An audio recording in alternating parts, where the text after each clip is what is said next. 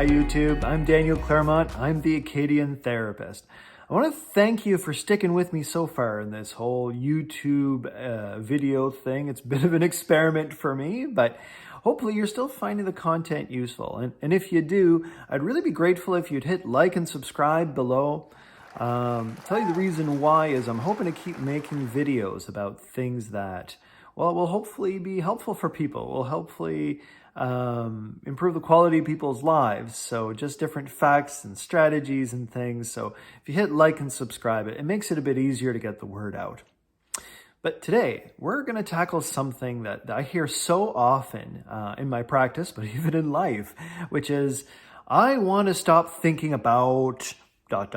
or I want to get over something. And why do most of us get around to thinking such horrible things sometimes? And people want to get rid of thoughts and feelings. Like most people, I've also tried a bunch of things that haven't worked so well, like distracting myself or pushing thoughts away. A lot of folks go with drugs and alcohol, self-harm, or even worse punishments that we put ourselves through. And sometimes we take out those bad thoughts and punishments on the people we're closest to. I promise, there's hope for finding more effective, long-lasting ways of living the life you want to live, where thoughts and feelings hold you back less. But first, I think it's important to understand a little bit about what thoughts actually are. Let me start by saying, this video talks about a theory.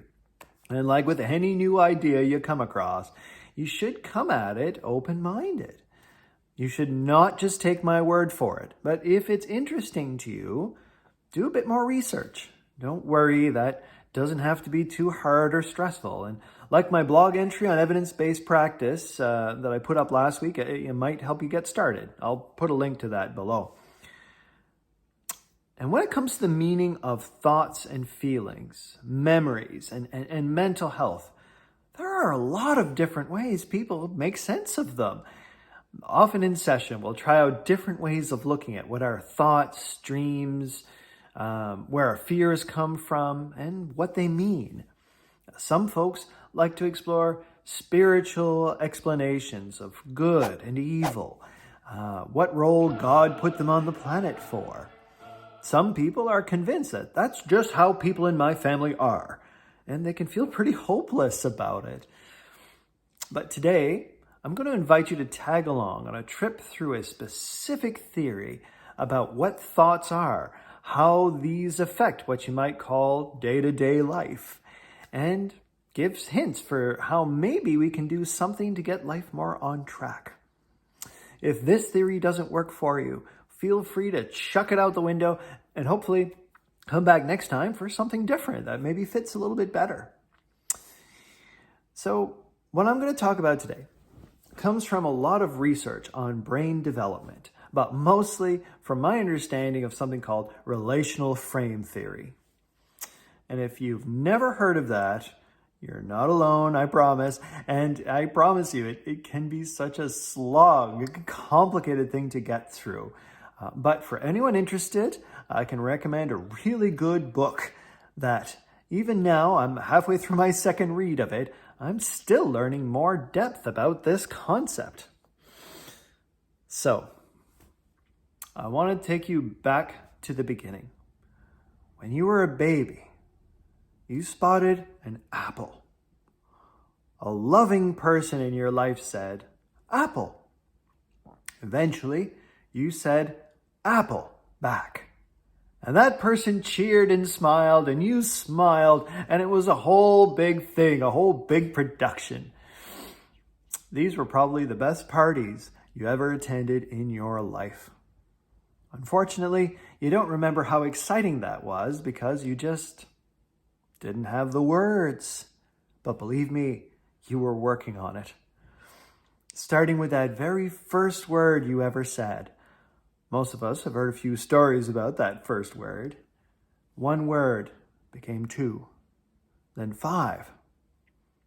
Maybe you were an early bloomer, learning new words by the day. Or maybe you were a late riser, taking your time to get things right. Either way, in those early years, your mind was exploding outward, making new connections in a way you've never experienced since. If the world was a computer screen, the words you came up with were like the pixels on that screen. Then, almost right after recognizing things and learning words for those things, we learned to mash these words against each other to tell the difference between things. Apples are different from bananas, but those are more similar than the oven. With every word, the pixels in your mind started pulling together into patterns. Maybe a pattern like, I like apples better than bananas. I wonder if I can make it taste even better if I put it in the oven, like when Dad makes dinner. And so you came up with your first ideas. This is when your thoughts were born and growing more complicated by the day. As a kid, the more you used your imagination, touching and drawing, eating, smelling things, you learned to tell stories about the world. Sometimes we would act out adulting, washing clothes like Dad, or going fishing like Mom. Sometimes we acted out thrilling, death-defying dramas, exploring the wonders of deep space like Captain Kirk, saving the world from Thanos with our infinity gauntlet, or needing to jump from one piece of furniture to the other, because that floor is lava, don't you know? You started getting wild ideas, and some not so wild ones. Thoughts led us to achievements and mistakes. And those old thoughts and stories, those patterns of connection between words, thoughts, and actions from long ago, the things you're thinking about right now, we call them memories, which make up the backbone of everything that you think you are. Of course, we didn't do it alone. We picked up ideas from the people we trusted around us. We loved what they loved, hated what they hated. We became part of families, classrooms, teams, and friend groups.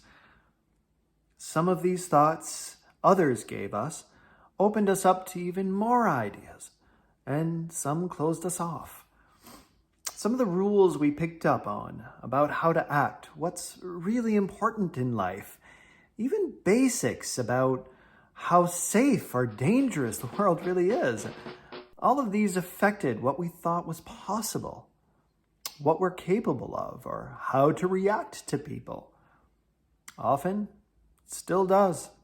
And we don't even realize how old some of those rules of life we follow are. Feelings came up when we compared our ideas to the ideas being thrown at us by the people and the media around us. Sometimes that was really great. I'll still get excited if someone offers me a sticker for a job well done. Sometimes our feelings were not so great, and we learned what it feels like to be not good enough, or broken, or pathetic, or dangerous, or addicted. We learned hard lessons about how life is more fair to some than others. We learned shame. Now, before I go on about shame, most people who work with me know this is a favorite subject of mine, so no doubt I'll be sharing a few thoughts on that in a future post. In the meantime, though, you can check out Brene Brown's video for a deeper, I'll put it in the link down below, for a deeper dive on shame, which really, that first inspired me to learn more about shame, where it comes from, and what we can do about it. So, to go back to thoughts, to add it all together, we had words, then we had thoughts. We bounced them against others around us, and they mix up with our feelings to make up what we call the world. But billions of experiences that just you, nobody else, ever had on this planet combine to make up your world and to make you the unique, even special person that you are. To be clear, this does not mean you're making anything up. Your feelings, your memories, your daydreams, the past things you've suffered, everything that makes you who you are deserves respect. And often, a basic part of therapy is coming to learn what the story of your life has been so far. But also, we work together with the common goal of setting a healthier course for your life, with less stress and more meaning behind the things you do. Or, put it another way, better morals to, or endings to, the stories you carry in your mind. And sometimes, to make sure the next story in your life is an epic one. Just a few examples. When you have the thought, I'm too old to do this thing, try a new job, to act on that crush I have. Well, maybe that's just a bad assumption. An old collection of thoughts which doesn't apply to you, or not anymore, which we can work past. Or maybe that thought is a hard truth, which if you could make peace with it, maybe frees you up from a lot of wasted energy. Then you can get on track doing something that will work better for you or your family. Okay, just to take a step back. Look, I swear this is not a commercial for therapy. I often tell clients that, as heartbreaking as it is for therapists to admit, humans got by just fine for thousands, maybe millions of years without us therapists to talk to. When people come to me saying, everyone says I should talk it out, even though I think it's useless. You might be right. Talk absolutely isn't for everyone. But you're probably on a good path if you've got an open mind, reading, watching videos, talking with people who might have different ideas than you do, looking up to people you admire, and be curious about the information that's coming in. When you do, you're going back to basics. You're using your mind the way nature intended. You're adding new words and new ideas in your mind, which will change your world and what you see as possible. The more you practice new ways of thinking, the less you'll think in the old, hurtful ways. And are you ready for the best news? By making it to the end of this video, if you learned something new, love it or hate it, you've just added new ideas to play with. Thanks for joining me this week and for pushing your mind a bit. Until next time, keep your feet off lava floors, give the Avengers a hand, or at least be safe and kind to yourselves. Bye.